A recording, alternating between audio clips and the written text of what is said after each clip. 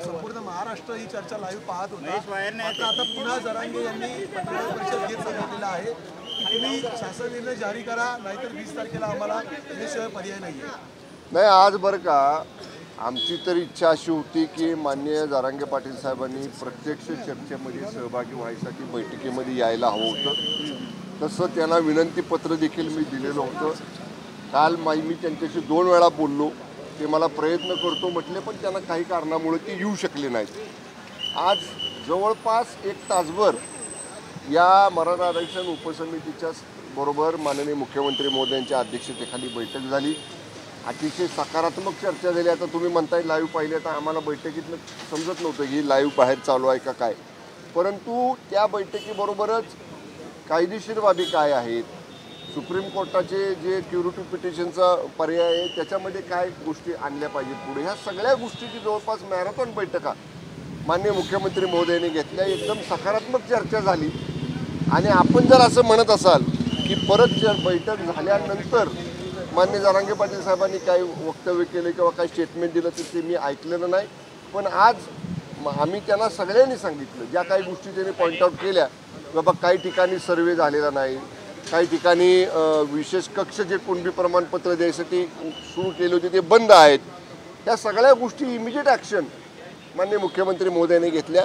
आजच्या बैठकीमध्ये जे जे ठरलं त्याची पूर्तता करायसाठी CM साहेब उद्या आणि परवा परत सलग विभागाच्या बैठका घेत आहेत, अधिकाऱ्यांना सूचना देत आहेत, कायदेतज्ञांना सूचना देत आहेत। सरकार अत्यंत सकारात्मक आहे।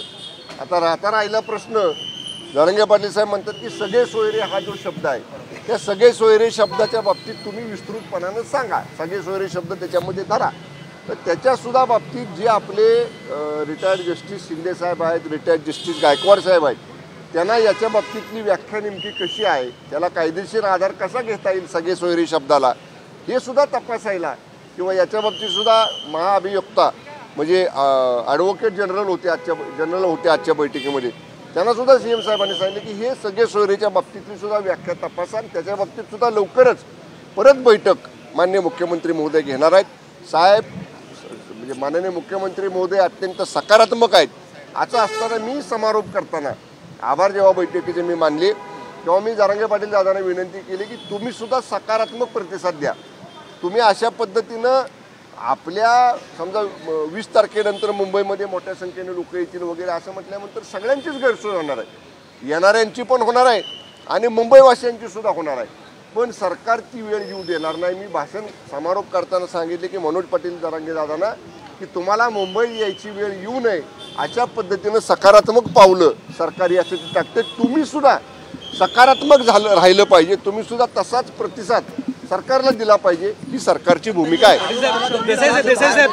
एका प्रकारे जातीयवादी अधिकारी वागतायत, काही तालुक्यातले जे अहवाल आहेत नोंदी आहेत ते निरंक अहवाल आलेले आहेत। खरंच असं प्रकार समोर येतोय की त्या ठिकाणी मुळात कारण जरांगेच्या कुटुंबातच कुणबी नोंद आढळून आली, ज्या बाबतीत जरांगे पाटील साहेबांनी आजच्या बैठकीमध्ये मुद्दे उपस्थित केले, आम्ही सगळ्यांनी ते नोट डाऊन केलेले आहेत। विभागाला आजच सूचना आम्ही दिलेल्या आहेत की या बाबतीत जी वस्तुस्थिती आहे त्याची माहिती तात्काळ सादर करा। आणि त्यांनी जे सांगितलं की काही गावात 0 लोकांचा सर्वे केला, 0 लोकांचे कागदपत्र तपासले, अशी ठिकाणं असतील तर सगळ्या आयुक्तांना, विभागीय आयुक्तांना, सगळ्या म्युन्सिपल कमिशनरना आजच माननीय मुख्यमंत्री महोदयांनी आदेश दिले की जिथं डिले झाला असेल किंवा जिथं अजिबातच सर्वे हा झाला नसेल तिथं तात्काळ करा, असे सुद्धा स्पष्ट आदेश माननीय मुख्यमंत्री महोदयांनी आज बैठकीमधनं सगळ्या प्रशासनाला दिलेले आहेत। 4 महिन्यांची मुदतवाढ दिलेली आहे। आता ते म्हणतात मुदतवाढ मिळणार नाही म्हणून सांगतायत, 7 महिने मुदतवाढ दिलेली आहे आधी। आता तुम्हाला असं वाटतंय का जरांगे ताठर भूमिका घेत आहे की सरकार? मला त्याला एकच म्हणायचं आहे की 2 वेळा त्यांनी मुदतवाढ दिली याच्याबद्दल दुमत नाही, पण पाठीमागे 60 वर्ष जे झालं नाही, मला सांगा तुम्ही की जरांगे पाटील साहेबांनी स्वतः सांगितलं, आज बच्चू कडू साहेबांनी बैठकीत सांगितलं की याच्यापूर्वी प्रमाणपत्र मिळवायला आणि कागदपत्र तपासायला किंवा पडताळणी करायला साधा तलाठी कुठे येत नव्हता, आता सगळे वरिष्ठ अधिकारी गावागावात फिरायला लागलेत। म्हणजे पूर्वी जे 60 वर्ष झालं नाही ते शिंदे साहेबांनी शब्द दिल्यापासून गतीनं काम सुरू केलं। सगळे कलेक्टर, सगळे कमिशनर, सगळे प्रांत अधिकारी, सगळे तहसीलदार, सगळे मंडल अधिकारी सगळे या कामामध्ये आहेत त्यामुळं मी म्हणतोय परत की हे काम करताना जर गडबड केली आणि त्या गडबडीमध्ये जर ते आपल्या अंगलट आलं आणि त्या गडबडीमुळे जर समजा ऐनवेळी पुन्हा कोर्टामध्ये काही चुकीचा निर्णय झाला तर तो आपण आपल्या पायावर दगड पाडल्यासारखं होऊ नये म्हणून काळजीपूर्वक सगळ्या गोष्टी आम्ही करतोय आणि त्याच्यासाठी जर थोडासा वेळ लागणार असेल आत्तापर्यंत वेळ दिला त्याच्याबद्दल आम्ही जरांगे पाटील साहेबांचे सरकारच्या वतीनं आभारच मानलेले आहेत पण प्रश्न सोडवण्याच्या दृष्टीनं सकारात्मक राहिलं पाहिजे एवढीच माझी विनंती आहे.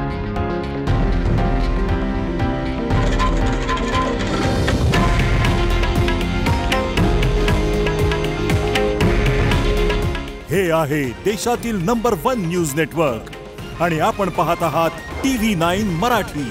काळजी तुमची, हित महाराष्ट्राचं.